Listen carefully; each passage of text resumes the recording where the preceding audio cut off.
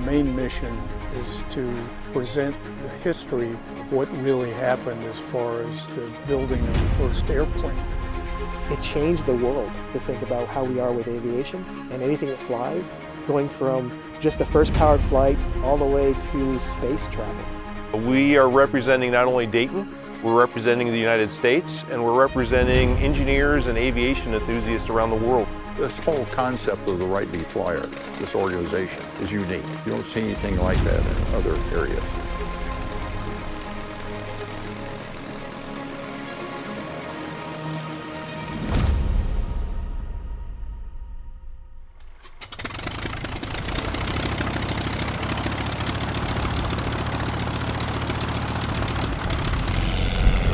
I've been flying for 35 years, started off flying little airplanes, dreaming about being a pilot in the Air Force one day, and happened to be one of the guys they let fly this airplane occasionally.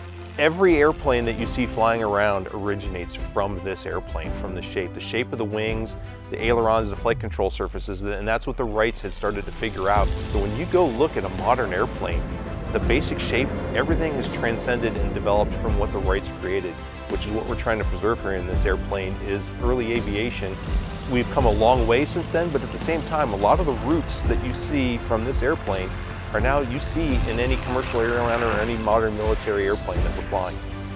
The Wright brothers, as most people know, they came back to Dayton and used the Huffman Prairie just near the Wright-Patterson Air Force Base to really build an airplane that could be flown, sustained flight, fly in a circle, could be controlled properly, and so forth. So that was the first real airplane.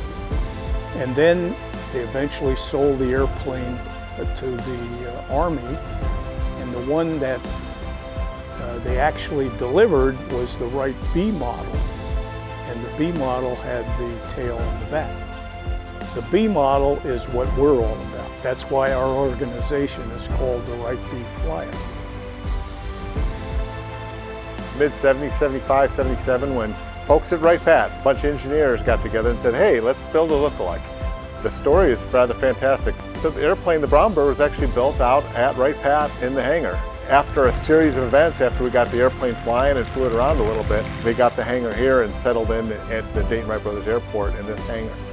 The organization's gone on quite a long time, right? We started flying in the early 80s, and then giving rides, took the airplane all over the world. Flew over the Statue of Liberty, all sorts of things that the Wright brothers did that we may have redone, or some new things like the Rose Bowl that they hadn't done before, right? It was wonderful, but it's very difficult to move. We had to take it apart, put it in a trailer. There was a big demand for us to bring the airplane places, and we realized as an organization, we need to have something that can travel a little bit better.